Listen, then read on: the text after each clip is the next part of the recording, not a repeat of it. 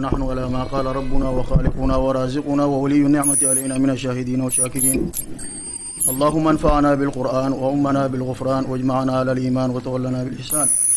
اللهم إنا عبيدك بنو عبيدك بنو إمائك نواصينا بيدك ماض فينا حكمك عدل فينا قضاؤك. نسألك بكل اسم هو لك سميت به نفسك أو أنزلته في كتابك أو علمته أحدا من خلقك أو استأثرت به في علم الغيب عندك أن تجعل القرآن العظيم ربيع قلوبنا ونور أبصارنا وشفاء صدورنا وكاشف كروبنا وجلاء أحزاننا وذهاب همومنا وغمومنا وسائقنا وقائدنا إليك وإلى جناتك جنات النعيم ودارك دار السلام مع الذين أنعمت عليهم من النبيين والصديقين والشهداء والصالحين برحمتك يا أرحم الراحمين. رب اشرح لي صدري ويسر لي أمري واحلل عقدة من لساني يفقه قولي وسدد لساني واهد قلبي بحق سيدنا محمد صلى الله عليه وسلم.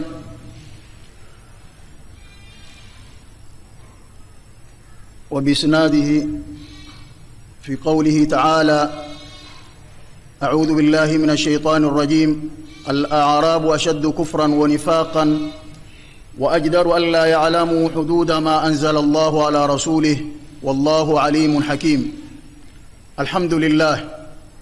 tumshukuru Mwenyezi Mungu Subhanahu wa Ta'ala kutuafikia tena kutufikisha katika mwezi mtukufu wa Ramadhani, mwezi ambao kwamba ni tunu Mwenyezi Mungu ametunuku ummati Muhammad sallallahu alayhi wasallam, akatujalia khairati nyingi na asbabi nyingi za sisi kutahirika na kupata jannati naim kwa sababu ya mtume wetu Muhammad sallallahu alayhi wa alihi wasallam alipokuwa ametamani umma waliomtangulia. Mwenyezi Mungu akampa usiku moja wa cheo ndani ya mwezi mtukufu wa Ramadhani, ambao mja lau ataafikiwa huwa ni mwenye kupata fadhila zile ambazo waliopata umma waliotutangulia, waliojaliwa umri mrefu, waliojaliwa afya na nguvu. Na sisi pia Mwenyezi Mungu kwa baraka ya mtume wetu Muhammad sallallahu alaihi wasallam tumewekewa usiku moja, lau mja atajibidisha awe ni mwenye kutafuta usiku huo kutoka mwanzo wa Ramadhani mpaka mwisho, huwa yakina ni mwenye kupata.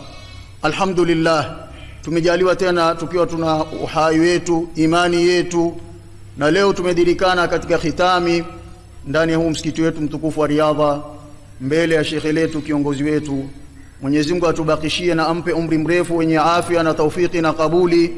Mwenyezi Mungu amhifadhi laylan wa nahara fi safarihi wa fi iqamatihi wa fi dha'nihi inshallah taala shitaan wa sayfan.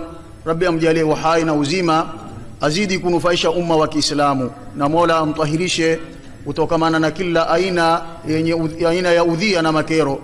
Walillahi alhamd.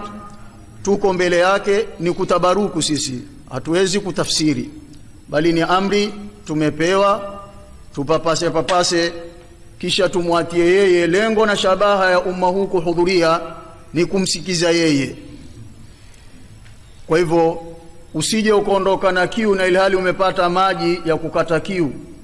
Usiondoke patupu na ilhali nguo ya sitara ipo hapa. Usiondoke fakir na ilhali mtu ambaye Mola amemjalia wa kuweza kukunufaisha yupo. Tuombeeni Mwenyezi Mungu atupe taufiki, na Mungu Mola awajalie wawe wengi katika umma wa Kiislamu watu kama hawa bwana al-allama sayyidu qudwati al-ustadh Muhammad hafidhahullah wa ta'ala Allah umrah. Inshallah taala tutatabaruku kidogo, na Mungu asaa tujalie nadhara yao tupate na sisi tuwe ni watu inshallah taala.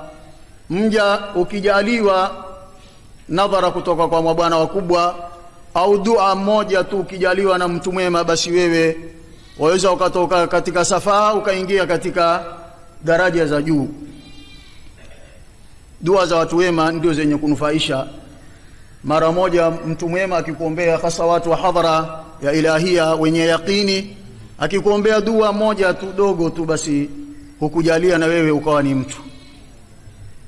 Hapa tukikumbuka kisa moja katika aulia illah, aliulizwa, wewe ulipata cheo cha wali kwa njia gani, kwa ibada gani? Akasema, mimi nilikuwa ni mtu adi wa kawaida, nilipita nikiwa na njaa, alinijia mtu aliokuwa njaa imembana, kumbe ni katika wale mabwana wakubwa wale wenye khumula ambao wamefichika. Alikuwa una njaa umembana, amenipitia na mimi nilikuwa nimefunga, akaniomba Kisra kipande, nikamkatia mkate mkavu. Akala ule mkate mkavu, baada kula akanwa na maji, akaniombea Mwenyezi Mungu, akaniambia harrarakallahu min riqatil maasi kama harartani min shiddatil ju'. Ambia Mwenyezi Mungu akujalie huru kutokamana na utumwa wa madhambi kama ulinifanya nikawa ni mungwana kutokamana na shida ya njaa. Amesema ndio sababu nimepata daraja kwa huyu bwana. Asana sisi kwa dua zao insha Allah taala Mwenyezi Mungu atatuharir kutokamana na ribqa za maasi insha Allah taala, tuingie katika daraja za wale ambao kwamba wana nadhara ya Mwenyezi Mungu subhanahu wa ta'ala. Aya iliyoko leo ni katika suratul Tauba. Mwenyezi Mungu anatuambia kutuelezea, baada ya kueleza wanafikina akataja watu ambao kwamba ni wakali zaidi kuliko wanafikina, na wao ni al-Arab, mabedwi, wale wasona habari na maneno Mwenyezi Mungu na Mtume sallallahu alaihi wa alihi wasallam. Mwenyezi Mungu akatuambia al-Arabu, hawa mabedwi ashaddu kufran, wao ndio wakali zaidi ukafiri, wa nifaqan na nifaqi, kushinda hata hawa wanafikina.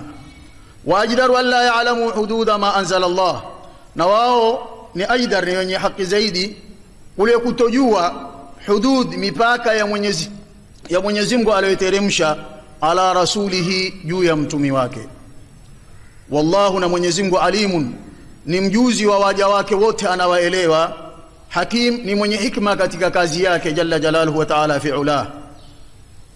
Wa min al-Arab, kisha wakawa ni sinfi mbili, ni nao sampuli mbili hawa mabedwi, sio kwamba wote ni waovu, bali wa min al-Arabi, wako ambao kwamba ni wazuri na wengine ni wabaya. Wabaya wao huwa ni waovu daraja ya mwisho, na wema wao pia huwa ni wema hali ya juu. Mwenyezi Mungu akawatofautisha akatuambia wa min al-Arabi, na miongoni mwa hawa mabedwi baadhi yao katika wale waovu, man yattakhidhu ma yunfiqu maghraman, kuna wale wafanyao kile watoacho katika njia ya Mwenyezi Mungu huona kwamba ni gharama. Mtu akiambia watoe sadaka, afanye hiki katika njia ya Mwenyezi Mungu, huona kwamba ni gharama, itakuwaje mimi nitoe, itakuwa ni gharama. Wa yatarabbasu bikum ad-dawaira, isitoshe ni kuwa wanapoambiwa Waislamu wajitolee katika njia ya Mwenyezi Mungu, wafanye jihadi kwa hali na mali, wao hulalamika kwamba tuwatozwa ni gharama. Na kisha Waislamu wanapojitolea kwa hali na mali, wao yatarabbasu bikum ad-dawair, hungojea kwa Waislamu maangamivu yapatikane. Waona kwamba nendeni mtoe hizo senti nyingi, lakini kisha na hamuto pata najahi katika kazi yenu wala hamutofaulu. Alaihim dairatu sawi, Mwenyezi Mungu ameleta hapa jumla tumutaridha ya laana, akawaambia alaihim dairatu sawi, na iwe juu yao maangamivu, wanakuangamia wawe ni wao. Kwa nini kuomboleza watu ambao kwamba wamejitolea hali na mali kwa ajili ya Mwenyezi Mungu na Mtume sallallahu alaihi wasallam, watafuta radhi ya Mwenyezi Mungu, nyinyi huketi kuambia kwamba mtaangamia, ngojeni tutasikia habari zao. Mwenyezi Mungu akawaambia alaihim dairatu sawi, na iwe juu yao maangamivu. Wallahu, na Mwenyezi Mungu samiun, ni msikizi mno na mwenye kusikia mno yale wayasemayo na ambao kwamba wananungunika au wazungumzao kisiri. Alim, ni mjuzi kwa zitendo za waja. Mwenyezi Mungu anajua matendo yote yanayotendwa na waja, anajua yake ni yapi na sokwa yake ni yapi. Wa min al-Arabi, na miongoni mwa hao mabedwi, man yu'minu billahi, na wenye kuamini kwa Mwenyezi Mungu hakikatan yuko, wal yawmil akhir, na wanaamini kuna siku ya mwisho ambayo baada yake hakuna usiku. Wayatakhidhu, na hujalia ma yunfiqu, yale atoao katika njia ya Mwenyezi Mungu, qurbatin inda Allah, ni zitu za kujikurubisha, ni asbabi za kujikurubisha kwa Mwenyezi Mungu subhanahu wa ta'ala, na wanafanya ndio sababu ya wasalawati rasul kupata dua za Mtume sallallahu alayhi wa alihi wasallam.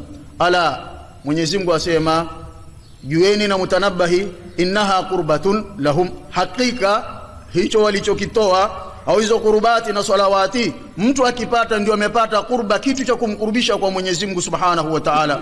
Tena lahum, Mwenyezi Mungu ametoa kwa ajili ya heshima ya hao watu wema.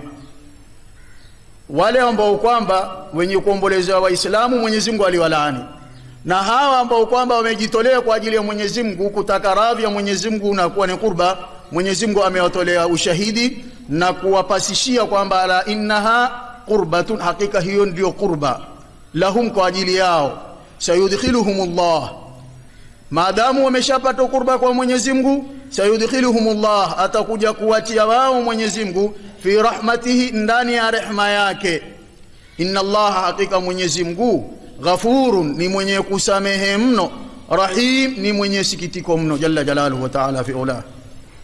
Al-Arabu ashaddu kufran, mabedwi ndio wakali zaidi wa ukafiri, kwa sababu hawaelewi, hawajui miko, hawana utamaduni ambao kwamba ni ule wa kustahiki, na ukafiri pia na unifaki wao wanao sana, na hawajui hududi za Mwenyezi Mungu Subhanahu wa Ta'ala. Hata utakuta baadhi yao wanapokuja kwa Mtume sallallahu alaihi wasallam, hata kama wamekuja kusilimu, utakuta hawana cha kutunga mtumi wao, kama hadithi iliyotajwa ndani ya Riyadhus Salihin. Yule mbedwi alikuja kwa Mtume sallallahu alaihi wasallam, akamnadi Mtume kwa sauti ya juu, akamwambia ya Muhammad, bisauti lahu jahwari, kwa sauti ya nguvu.